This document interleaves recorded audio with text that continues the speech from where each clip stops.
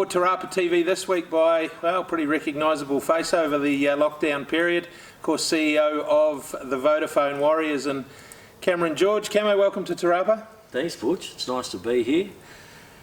Things have changed. You're here. No, the facility looks great. I think it's outstanding. I've been sitting here during our meeting and thinking I'm looking forward to a day out at the races here. Yeah, why wouldn't you?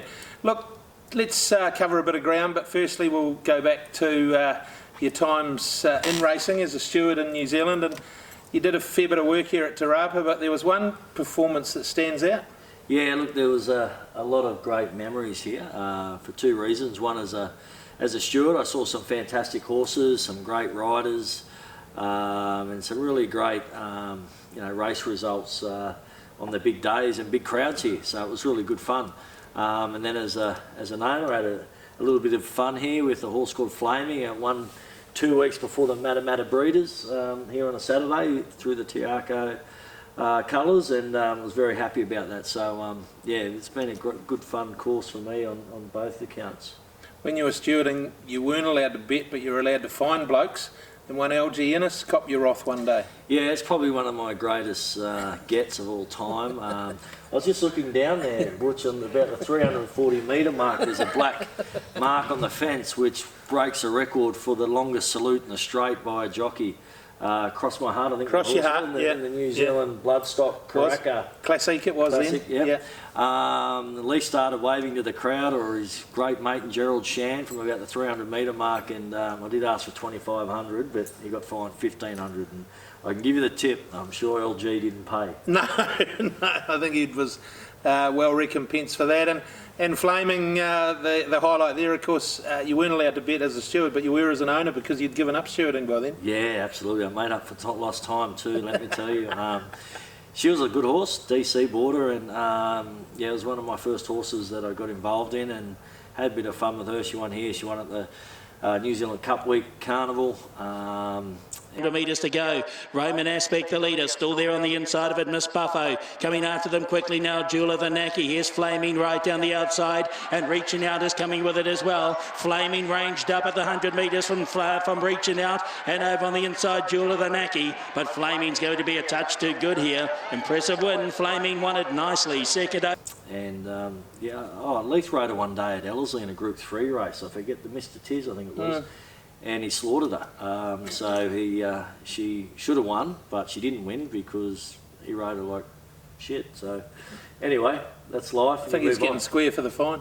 Yeah, possibly. Talking about Tiako, look, during the week, David Ellis, Queen's birthday honour, and I know he's someone that you've had a fair bit to do with, DC. It was a great achievement and a great honour. Oh, look, Butch, anything in life or any industry in life, all you want to do is see good people get acknowledged and rewarded for their hard work. And DC obviously is one of the greats of our game, not only in New Zealand but internationally renowned, and that's very hard to do, to get that reputation. And he's feared in the saddle ring, and his reputation speaks for itself with the results. So it's great that he's got that acknowledgement, and they tell me there was a lot of drinking done yesterday between a few of you around this table, which excluded myself. Hey, Cameron, NZTR. You gave up the CEO role at Ellerslie, took on the Vodafone Warriors, but that passion that you've been in racing a long time still there, and you were able to get yourself onto the NZTR board, and no doubt a really challenging time as far as that goes. It is. It's like everything at the moment, Butch. It's tough, but these are the times that you grab it as an opportunity. We need good leadership, we need great vision, and we need to be decisive with what we're doing and where we're going. And there's one thing we can't lose. It's industry first. Let's break down all the other barriers that we've had in the history of this great game through political emotion and all that sort of stuff. And we've got a great chance now to get our future right.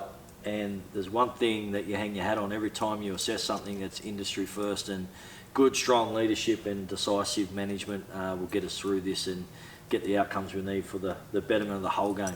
That's what you were here for today. I know your board have put together a whole lot of work streams with different people, and you're leading one around having a look at how the calendar might look into the future as far as where races are. So making some real progress there. Yeah, we are. We've got some really good racing minds. I'd say the best in the country without a shadow of a doubt. Basically started with a blank sheet of paper and said rebuild the calendar, and that's what we want to go and propose back to our board and the industry to consider. But we get one chance at this, get one proper opportunity to reset our future, and we can't do what we've always done, because clearly when you get challenges, we're falling over too easily. So we need to make sure that we future-proof our game, both to create the best chance to grow revenue, both commercially and TAB-wise.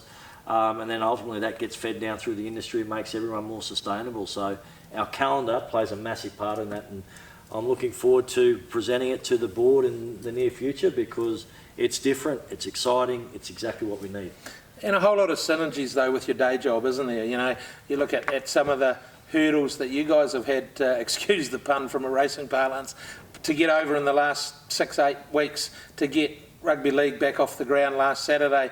There must have been some really dark moments in that time, but to get to Saturday and see it all happen must have been quite amazing. Yeah, it was a relief, Butch, more than anything for me. It's an achievement for the club. I wouldn't say it's the greatest win of all times, but under the circumstances, it was the best achievement our club has had in its history. And it comes down to good people and getting them around you and making sure they're driving the outcomes. And it was really difficult, but I've got to give Peter Volandis, the CEO of Racing New South Wales, who's the chair of the Rugby League world. He drove it hard from the top, and I got on his coattails and drove hard with him. And families and players had to sacrifice and are sacrificing a lot, but the results showed in the weekend what good culture can do, and through these tough times, that's held us together. So really proud for the boys, but we're 3 days away from the next 80 minutes of footy for our fans, so can't wait for that. You've got a lot of commercial partners that you've had to work with over this period, and you've been really amazed how solid so many of them have stuck, eh? Absolutely. We've got a number of partners that have been very challenged by these times as well, and understandably you'd think that they just come out and start cutting their discretionary spend, and we've worked with them since day one. We've been very open with our communication and our engagement with them, and actually been really creative on how best we can add more value into their relationship with us. It's not just brand exposure, it's much broader than that. And so our team at the Vodafone Warriors has become very creative about adding value during this time and not taking it away. And thankfully, and we're very grateful that, from all of our family of sponsors, they've stuck really solid, and Saturday's win is a bit of a payback for them and their brand. So hopefully that continues, but we're just so appreciative of good sponsor support. Hopeful of the Warriors being able to run out onto Mount Smart this year. Hopeful that might happen. Yeah, I think a little bit of the intel we're getting is that sooner rather than later there could be that opportunity, particularly between New South Wales and New Zealand. And the minute that opens up, I'll be getting the boys home to their families, and there could be the chance to play here in New Zealand at Mount Smart, and naturally if we can get the gates open here, we'd love to open it up to all of our fans. And the way things are trending, it's a real possibility that the racing industry could have crowds, and rugby union and the like. So let's get back to normal as quick as we can and celebrate live entertainment like races at Te Rapa and the Vodafone Warriors at Mount Smart. And look, 6 weeks ago that didn't seem possible, did it? We were all contemplating racing without crowds, rugby league being confined to Australia, all of those things. So it's an even moving feast, and we've got to be ready to embrace what opportunities we get. Yeah, you're right. It's important, and we do be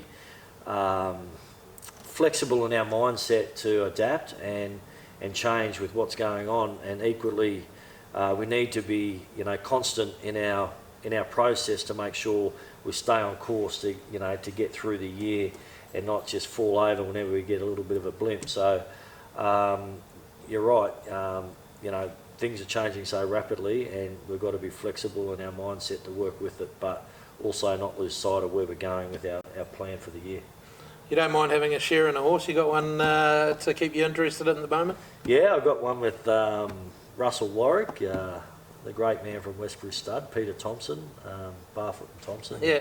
And a few other guys with Bellamonte. Yep. So she's done it right. I think she might have raced you. You ran second here, actually. Well, We go. checked that out. Don't think Russell's paid me yet for that. But also just gone into a young horse with DC by Brazen Bow. It was bought here at the Karaka sales. So Mate of mine's gone on that. Jared Smith, I think. yeah, right. Yeah, he's a good boy to have a drink with. Jeez, DC got us twice. It got me my weakest point too, but anyway, that's all right.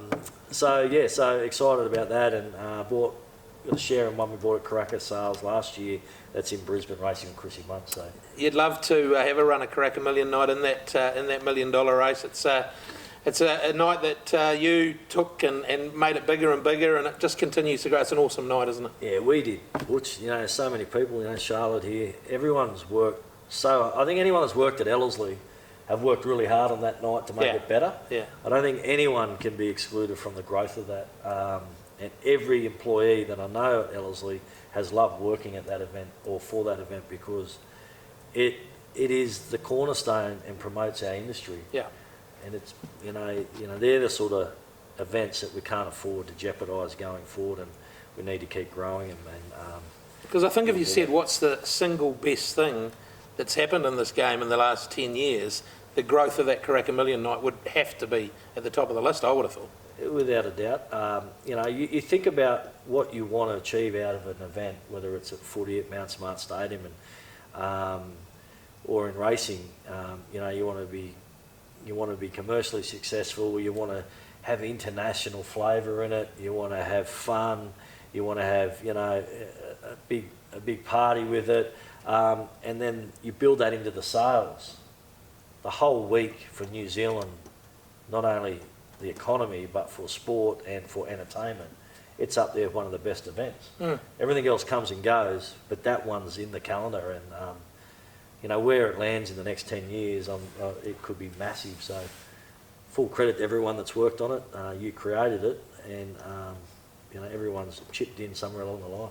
But I think the flow on for places like Te Rapa is the fact that people will go up from the Waikato, have a night out, and then want to become and be a part of racing here. And whether it's taking a share in a horse or coming and bringing their company for a function here, those are the days that the rest of the industry can get a payback off. Yeah, it all has an on-flow effect, and it's that one on-course experience that could stimulate interest for life. And we know about this racing game, you only need to get touched by it. Just a little bite, Just a little bite. Just a little bite. And you're gone for life. You're gone for life. And, that's the night that gets you. And that's why this industry needs to really focus on events like that to grow the broader interest. And, I don't think many times we have the opportunity to be on the front page, central page, business page, social pages and sport pages, but Karaka Million provides that to the media. So that goes to show you the broad sense of the opportunity. Locally, it's Sky City Hamilton Waikato Cup Day before Christmas that has that same opportunity to do that. And from an NZTR board member perspective, they're the sort of days that we have to embrace, and we have to make them bigger if we can, don't we? Oh, without a doubt, make the bigger. Yeah. And manage the rest. You've got to understand what brings the money back into the game, and you've got to have a matrix around that, and don't jeopardise that. Every event you look at in the world, I'll give you the greatest example is the Spring Carnival now.